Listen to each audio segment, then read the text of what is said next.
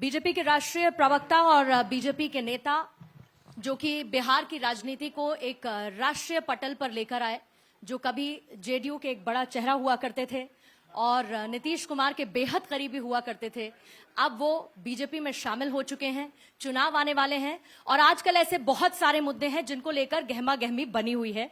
तो अजय आलोक जी, आपका स्वागत करती हूं, डॉक्टर अजय आलोक का, और शुरुआत तालियों के साथ। और पहला सवाल मेरा आपसे उसी अलायंस को लेकर है जिसकी चर्चा आजकल बहुत ज्यादा हो रही है और जिसको नाम दिया गया है इंडिया। पहले तो इस नाम पर ही खूब राजनीति हुई और इस अलायंस के फॉर्मेशन के बाद आपको विपक्षी गठबंधन की ताकत कैसी दिखती है? सबसे पहले तो आपके कॉन्क्लेव के लिए भारत 24 को, जगदीश चंद्रा जी को, रूबिका लियाकत जी को, पूर्णिमा जी आपको सबको बहुत बहुत बधाई। और आपका चैनल बहुत आगे बढ़े, राष्ट्रवाद की सोच लेके ये चैनल आगे बढ़ा है, एक विजन के साथ बढ़ा है, न्यू इंडिया विजन के साथ, उसके लिए बहुत बहुत बधाई आपको। Thank you sir. देखिए, आपने कहा इंडिया, तो ये इंडिया कहां है? ये है I.N.D.I.A, ये इंडिया नहीं है।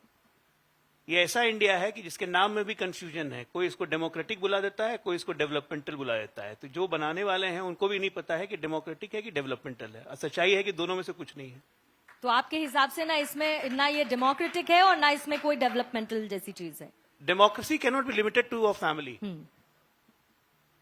लोकतंत्र एक परिवार तक सीमित नहीं रह सकता है। इस INDIA के अलायंस में आप देखेंगे तो ऊपर से नीचे तक इस देश की 75 साल की बीमारी छुपी हुई है। कौन है? गांधी परिवार है, कांग्रेस पार्टी हो गई, लालू परिवार है, आरजेडी हो गई, समाजवादी पार्टी है, अखिलेश हो गए, डीएमके हैं, स्टालिन हो गए, ममता हैं, अभिषेक हो गए, तो ऊपर से नीचे तक झारखंड मुक्ति मोर्चा है, शिबू सोरेन हो गए।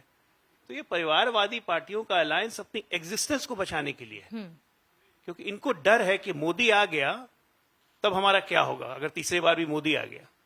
तो ये मोदी के डर से जो ये अलायंस बना है संयुक्त तरीके से, लेकिन इस अलायंस के बनते ही वो कहावत है ना, सर मुराते ही ओले पड़े।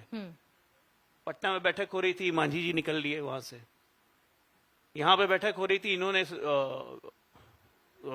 अविश्वास प्रस्ताव का प्रस्ताव दिया, उसके 1 घंटे के बाद आ गया कांग्रेस अपनी मनमानी मत करे, हम लोग साथ में सबको एक साथ देते। तो जहां पे अहंकार का प्रतिस्पर्धा हो वहां पे कोई अलायंस देश के लिए नहीं सोच सकता है। तो आपको लगता है इस अलायंस में फूट है? अरे ये अलायंस चलेगा ही नहीं। फूट की बात ही नहीं है। अलायंस हुआ कहां है जो अलायंस चलेगा? अभी 18-19 तारीख को बैठक होनी थी, अब वो पोस्टपोन हो गई सितंबर में। अब सितंबर तक देखिए गंगा में कितना पानी बह जाएगा। तो ये सब अलग अलग चलते रहेगा, ये सब एक्सपेरिमेंट। और वो हम लोग केमिस्ट्री लैब में कहते हैं ना कि डिफरेंट एक्सपेरिमेंट करते रहते हैं, कुछ कुछ नया निकाल के एक स्टैंडर्ड रख के। तो यहाँ स्टैंडर्ड मोदी है, अब उनके खिलाफ तरह तरह के एक्सपेरिमेंट हो रहे हैं। तो ये होते रहता है राजनीति में। जब आप जेडीयू से बीजेपी में शामिल हुए तो आपने ये कहा कि अगर मैं 1% भी योगदान दे पाता हूं प्रधानमंत्री मोदी के विजन में, आज जो हम चर्चा कर रहे हैं हमने नाम दिया है vision of new India, doctor Ajay Alok का वो 1% योगदान पार्टी में क्या होगा? देखिए, सबसे पहली बात तो मैं जेडीयू में था, बहुत दिन तक था, और मैंने बिल्कुल सिंसियरली जेडीयू के लिए काम किया। दिक्कत तब होती है कि जब पार्टी अपनी नीतियों से बदलती है, पार्टी की प्रायोरिटीज बदल जाती है। एक पार्टी जिसका मोटो था no to 3C, corruption, communalism and crime, आज उसी 3C के गोद में आप बैठ के फिर आप राष्ट्रवाद की कैसे बात करेंगे? और मेरे लिए नेशन फर्स्ट था। जब मैं जेडीयू में था तब भी यही कहता था, मेरे लिए पार्टी प्रथम नहीं है। और जब पार्टी का नेता अपनी नीतियों से बार बार डेविएट करे और वानर नीति से इधर से उधर, उधर से इधर, उधर से इधर करते रहे, तो बड़ा दिक्कत हो जाता है हम जैसे लोगों के लिए। लेकिन उन्होंने तो कहा कि आप पार्टी विरोधी गतिविधियों में शामिल थे और इसीलिए अब आपका जेडीयू में कोई स्थान नहीं है। अब पार्टी विरोधी गतिविधि, अगर धारा 370 को सपोर्ट करना पार्टी विरोधी गतिविधि है पार्टी में रह के, तो मैं विरोधी था। ट्रिपल तलाक के मुद्दे पे जेडीयू विमुख थी, सपोर्ट नहीं कर रही थी कि ये उनका मसला है, उनको सुलझाने दीजिए। मैंने कहा कि नहीं, ट्रिपल तलाक बिल्कुल खत्म होना चाहिए, ये हमारी महिलाओं पे अत्याचार है। महिला सुरक्षा की बात करने वाले नीतीश कुमार, महिलाओं को आरक्षण देने वाले नीतीश कुमार, महिलाओं को पुलिस फोर्स में लाने वाले नीतीश कुमार जब पीठ ठोकते हैं अपनी महिलाओं के नाम पे, तो 3 तलाक को आप सपोर्ट कैसे कर सकते हैं? इसलिए मुस्लिम तुष्टीकरण का इससे अद्भुत नमूना क्या होगा? तो यही वजह रही कि आपने और एक बात और मैं बताता हूं, नाश कुमार कह नहीं, दिया। नहीं, मैंने एक बात और बताता हूं। सबसे मजेदार बात देखिए, मेरी नीतीश जी से बारे में बात भी हुई, धारा 370 की बात हो रही थी, मैंने कहा कि इसको सपोर्ट करना चाहिए। अरे नहीं, कैसे? जॉर्ज फर्नांडिस के टाइम से हम लोग नहीं कर रहे हैं, 370 तो हमारे एजेंडा में नहीं है, इसको बैक बर्नर पे हमने रखवाया था वाजपेयी जी के टाइम में। मैंने कहा कि सर 370 का समर्थन करेगा वो समाजवादी हो ही नहीं सकता है। तो कह रहे ये कहां से आप ले आए? हम बोले 370 में आरक्षण मिलता ही नहीं है, ना दलितों को, ना पिछड़ों को, ना महिलाओं को, किसी को आरक्षण नहीं है 370 में। और जब आरक्षण नहीं है तो आप समाजवादी कैसे हो गए? तो उनको पता ही नहीं था। तब लोगों ने पढ़ना शुरू किया, तब तक कानून पास हो गया, उसके बाद बोलना शुरू किया अब तो कानून बन गया, अब तो कानून बन गया। ऐसे ही बड़े बड़े कानून भी बदले गए हैं बिहार में, वो भी काफी चर्चा रही। लेकिन क्योंकि अभी अभी आपने बात की महिला सुरक्षा की, जिस पर आप काफी अगेंस्ट जेडीयू की नीति के हिसाब से थे, और आजकल मणिपुर वायलेंस की भी चर्चा है। मणिपुर की जो तस्वीरें हमने देखी, महिलाओं के साथ जो घटना हुई, उसको लेकर एक बड़ा रकस मचा हुआ है। और अभी अभी विपक्षी दलों का एक गठबंधन, एक डेलीगेशन पहुंचा मणिपुर में देखने के लिए राहत शिविरों में कि हाल क्या है। वो कहते हैं कि इस्तीफा दे देना चाहिए मुख्यमंत्री को, क्योंकि मणिपुर में आज के हालातों का जिम्मेदार वहां की सरकार और केंद्र सरकार है। देखिए ऐसा है कि वीरेंद्र सिंह जी 2017 में पहली बार जीत गए, भारतीय जनता पार्टी की सरकार बनी। 17 से लेके 23 इन 6 सालों में बहुत हद तक मणिपुर की जो ग्राउंड सिचुएशंस थी उसको हम लोग कंट्रोल कर रहे थे। और ये जो वहां पे आदिवासी समुदायों का आपस का झगड़ा है, ये कोई आज की बात नहीं है, ये पिछले 70-80 साल 100 साल से एक एथनिक वायलेंस वहां पे चलता है। कुकी नागा में, कुकी मैती में हमारी अप्रोच थी। लेकिन असली आग तो आरक्षण को लेकर भड़की ना। वही उसी पे मैं आ रहा हूं। आरक्षण को लेकर आग ऐसी भड़की जब 1949 में मणिपुर का विलय हुआ था भारत में। उस वक्त के संवैधानिक प्रावधानों के तहत मैती आबादी जो थी उनको अनुसूचित जनजाति से अलग किया गया, जिसके की लड़ाई वो अपनी न्याय के कोर्ट में लड़ रहे थे। हाईकोर्ट ने एक सजेशन दिया राज्य सरकार को कि चूंकि मैती जनजाति भी पहाड़ों में रहती है, प्लेस में रहती है, तो इनको भी अनुसूचित जनजाति के लिए राज्य सरकार प्रपोजल भेजे केंद्र में, क्योंकि करना तो पार्लियामेंट को है। टिप्पणी की थी हाईकोर्ट ने। इस टिप्पणी के विरुद्ध अचानक ऑर्गेनाइज 2 बजे टिप्पणी करता है, 6 बजे से दंगे शुरू हो जाते हैं और 2-2 हजार आदमियों की भीड़ गांव पर अटैक करने लगती है। राज्य सरकार इसको जज नहीं कर पाई, इसमें मुझे कहने में कोई दिक्कत नहीं है, इसलिए पहले 2-3 दिन कंट्रोल करने में दिक्कत लगा। लेकिन उसके बाद 6-7 तारीख से लगातार हिंसा में कमी आती गई। गृह मंत्री खुद गए और वहां के लोगों के साथ बैठे, बात किया। देखिए 2 चीज तरीके से होती है, एक तो आप सिक्योरिटी फोर्सेस भर के आप हिंसा पे कंट्रोल, मतलब अगर मैं इसको अगर सम अप करूं तो आप ये कह रहे हैं कि ये सब कुछ साजिश के तहत हुआ, ये हिंसा भड़की सब साजिश के तहत हुआ, जो कुछ भी मणिपुर में आग फैली है वो सब साजिश के तहत हुआ, वीडियो सर्कुलेट होता है तो वो साजिश के तहत एक टाइमिंग के हिसाब से होता है। देखिए इसमें तो कोई शक नहीं है ना, 77 दिन के बाद पार्लियामेंट सेशन शुरू हो रहा है था वीडियो। लेकिन सर इसी की वजह से आप देखिए ना, अविश्वास प्रस्ताव तक ला दिया गया। ये कह दिया गया कि अब जनता को भरोसा नहीं रहा सरकार पे। नंबर गेम की बात नहीं कर रही हूँ, परसेप्शन की बात कर रही हूँ। और ये तो आप जानते हैं कि राजनीति में परसेप्शन कितना मायने रखता है। परसेप्शन ही बनाने की तो कोशिश की जा रही है और ये बात हम पहले दिन से कह रहे हैं कि मणिपुर में चर्चा होनी चाहिए, एक स्वस्थ चर्चा होनी चाहिए। जो पॉलिटिकल टूरिज्म अभी INDIA करके आई है एक दिन, अगर ये संसद का संयुक्त दल एक जाता और एक संदेश संसद से जाता कि पूरे भारत मणिपुर के साथ है, तो फिजा कुछ और होती। आपने सोल्यूशन क्या दिया भाई वहां जाके? राहुल गांधी 1 महीने पहले गए, एक समुदाय से मिलकर लौट आए, क्या जख्मों पर मलहम लग गया? हीलिंग टच किसको कहते हैं? आप एक को हील करो, दूसरे को हील नहीं करो। आपको तो सबको लेके चलना है, एक समग्र सोच लेके चलनी है।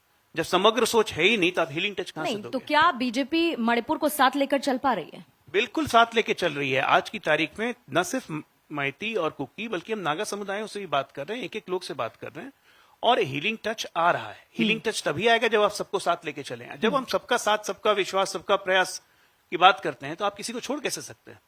और आप नॉर्थ ईस्ट को, एक पूरे नॉर्थ ईस्ट को देखिए तो एक अप्रोच थी पिछले 75 सालों से कि आइसोलेट, लास्ट एंड लीस्ट। प्रधानमंत्री मोदी जी जब से आए 2014 से तो अप्रोच बना लुक ईस्ट। वो कहते थे ना कि बायां कंधा जब तक मजबूत नहीं होगा शरीर मजबूत नहीं हो सकता। नॉर्थ ईस्ट हमारा बायां कंधा है और इसी के तहत प्रधानमंत्री 50 बार से ज्यादा नॉर्थ ईस्ट जा चुके हैं। आप देखिए असम समस्या इतनी बड़ी समस्या थी, बोडो गुड़वादी ये वो, आज असम कितना शांत है। लेकिन विपक्ष को क्यों नहीं शांत कर पा रहा है? आप विपक्ष कहता है प्रधानमंत्री बयान दे दें, प्रधानमंत्री बयान क्यों नहीं देते? प्रधानमंत्री बयान नहीं देते इसीलिए वो अविश्वास प्रस्ताव लेकर आते हैं कि शायद इसी बहाने से ही, लेकिन प्रधानमंत्री बोले। विपक्ष बहुत कंफ्यूज है। पहली बात उन्होंने कही, हमने कहा कि 176 में 2.5 घंटे की चर्चा करवाइए, बात करते हैं, इसको चर्चा को एक्सटेंड भी करेंगे। नहीं मानना था, नहीं साहब 267 में करवाइए। चलिए संसद तो अपने नियम से चलेगा ना, नियमावली से चलेगा। किसी अबोध बालक की जिद पे तो चलेगा नहीं। इन्होंने कहा 267 में चर्चा करवाइए। 267 का प्रावधान है, बहुत क्लियरली प्रावधान है कि संबंधित मंत्रालय का मंत्री जवाब देगा। फिर प्रधानमंत्री कहां से आ गए? और तीसरी बात मैं कहता हूं, ऐसा एक ओकेजन पिछले 9 वर्षों में बता दीजिए जब प्रधानमंत्री को बोलने की जरूरत थी, अब प्रधानमंत्री नहीं बोलते हैं। एक तो विपक्ष को दिक्कत होती है कि प्रधानमंत्री रोज क्यों बोलते हैं, हमारा सारा स्पेस विपक्ष ये कहता है कि प्रधानमंत्री को जहां बोलना चाहिए वहां पर वो नहीं बोलते, और जहां उन्हें नहीं बोलना चाहिए वहां पर प्रधानमंत्री बोलते हैं। ये तो विपक्ष कहता है। मैं एक बात कहता हूं, विपक्ष यही सब चीज में नैरेटिव नहीं बना पाता है। चीते की रफ्तार पे, ठीक है ना, अब बाज की नजर पे और मोदी की सोच पे कभी भी भरोसा तोड़ना नहीं चाहिए। आप नुकसान में पड़ जाएंगे, इसलिए बार बार विश्वास में नुकसान में विपक्षी पड़ता है। आज अविश्वास प्रस्ताव पे जिस दिन चर्चा होगी उस दिन देखिएगा, उस दिन तो देश भी इंतजार कर रहा है कि प्रधानमंत्री क्या बोलेंगे। इनको नैरेटिव नहीं मिल रहा है कि प्रधानमंत्री को ये क्या बोलेंगे और कौन कौन बोलेगा। अभी तो आपस में लड़ाई चल रही है वहां पे कि अविश्वास प्रस्ताव में बोलेगा कौन, क्या बोलेंगे, क्योंकि जब बोलेंगे तो खुलेगा ना, इतिहास खुलेगा। अच्छा, बैक टू सर बिहार एक बार आती हूँ, क्योंकि समय भी थोड़ा सा खत्म हुआ है, लेकिन फिर भी एक दो सवाल आपसे लेना चाहती हूँ। एक बीजेपी की तरफ से नैरेटिव सेट किया जाता है कि बिहार में जंगल राज रिटर्न्स है, फिर चाहे आप कटिहार कांड की बात कर लीजिए, गोली कांड की, या बाकी घटनाएं जो देखने को मिली। लेकिन बिहार बीजेपी कहां पर खड़ी हुई है? मुझे याद है जब आपने बीजेपी ज्वाइन की थी तो बिहार बीजेपी का कोई नेता मंच पर था नहीं, लेकिन ओवरऑल पर्सपेक्टिव में बिहार बीजेपी कहां है, और बिहार में जंगल राज रिटर्न्स का ये जो नैरेटिव है ये कितना सही या कितना गलत है? देखिए, दो चीजें हैं। आप कोई भी पार्टी कहां खड़ी है वो उसके इलेक्टोरल परफॉर्मेंस से जज करते हैं। हम इस गठबंधन से अलग हुए उसके बाद से 3 उपचुनाव हो चुके हैं। तीनों उपचुनाव में महागठबंधन और बीजेपी अकेली लड़ी थी, हमारा कोई गठबंधन नहीं लड़ रहा था। तीनों हमने अकेले जीते। दैट मीन्स कि कहीं ना कहीं जो पैराडाइम शिफ्ट होता है, और जिसको हम लोग बिहार की राजनीति में मैं कहूंगा ये टेक्टोनिकल शिफ्ट है, उसका कारण है। उसका कारण ये है कि जनता दल यू हो या उसके पहले समता पार्टी हो, इन पार्टियों का फॉर्मेशन ही हुआ था आरजेडी और लालू प्रसाद की नीतियों के विरोध में, और इसके वर्कर्स 10 साल लड़ते रहे, तब जाके 2005 में बीजेपी के साथ मिलकर सत्ता मिली। एक बार आप लालू प्रसाद के पास फिर गए 2015 में, लोगों ने आपका विश्वास किया। 17 में आप फिर वापस आ गए बीजेपी के साथ, आप फिर 22 में आप चले गए वहां। क्यों गए आप भाई? 43 सीटें होने के बाद भी आपको मुख्यमंत्री बनाया गया, बीजेपी ने मुख्यमंत्री बनाया। आप काम कर रहे थे, आप बिहार के विकास के लिए काम करते। व्यक्तिगत महत्वाकांक्षा किसी भी आदमी की क्या प्रदेश या देश से ज्यादा होनी चाहिए? तो महत्वाकांक्षा अभी भी है, वो तो कान में काटा हुआ है, तो उसको कुछ नहीं कर सकता है। आपका एक ट्वीट पढ़ देती हूँ। देखिए, कांग्रेस का एक एजेंडा राहुल, लालू के 2 एजेंडे, पहले नीतीश को संयोजक बनाओ, दूसरा तेजू सीएम का शपथ 22-23 को पटना मिले। आपका एजेंडा पहले कांग्रेस का समर्थन अध्यादेश पे, कांग्रेस लोमड़ी है, समर्थन दे दिया, लेकिन वोट हुआ तो वॉकआउट। कहावत फिट, लालची की दुनिया में ठग भूखा नहीं मरता। एक अंतिम सवाल सर, क्योंकि भारत 24 की तरफ से एक शानदार मुहिम चलाई गई है यूनिफॉर्म सिविल कोड को लेकर। सबसे पहली बात, जब आप ये कहते हैं कि प्रधानमंत्री कहते हैं कि हम सबको साथ लेकर चलेंगे, यूनिफॉर्म सिविल कोड में सब साथ कितना नजर सरकार को नजर आते हैं? देखिए, uniform civil code Bharatiya Janata party का कोई आज का एजेंडा नहीं है। ये जनसंघ के समय से बाद में भारतीय जनता पार्टी बनी। यूनिफॉर्म सिविल कोड हमेशा से हमारा एक एजेंडा रहा है। भारत की विविधताओं को देखते हुए उसको कैसे इंप्लीमेंट करना है, उसको किस ढंग से लागू करना है, चाहे वो अलग अलग समाज हो, अलग अलग कानून हो, उनमें कैसे एक सामंजस्य बैठाया जाए, इन सब पे गहन चर्चा अभी हो रही है। और उन सबको करने के बाद बिना होमवर्क किए हुए अगर कोई क्वेश्चन पुटअप किया जाता है तो नुकसान होता है। हमने होमवर्क काफी हद तक कर ली है, बचा कुचा होमवर्क करके सरकार ये बिल लाएगी, तब उस दिन किसी को क्लैरिटी ऑफ थॉट्स भी रहेगा, तब चर्चा करने में और ये 2024 का मुद्दा भी होगा। खैर, ये मुद्दा तो यूनिफॉर्म सिविल कोड जब से भारत आजाद हुआ है तब से मुद्दा बीजेपी का मुद्दा होगा। ये तो हमारा मुद्दा है ही, ये तो हमारा एजेंडा है। मुद्दा कहाँ है? ये एजेंडा है। जब से बीजेपी फॉर्म हुई है तब से ये एजेंडा है, जनसंघ के समय से एजेंडा है, तो ये तो कोई नई बात है नहीं।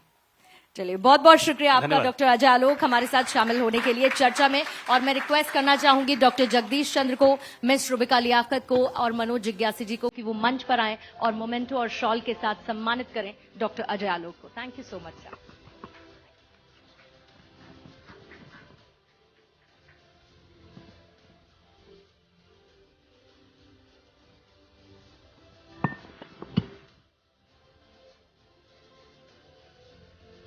बहुत बहुत शुक्रिया डॉक्टर अजय आलूक जी, आपका हमारे इस इनिशिएटिव का हिस्सा बनने के लिए। Thank you so much Purnima.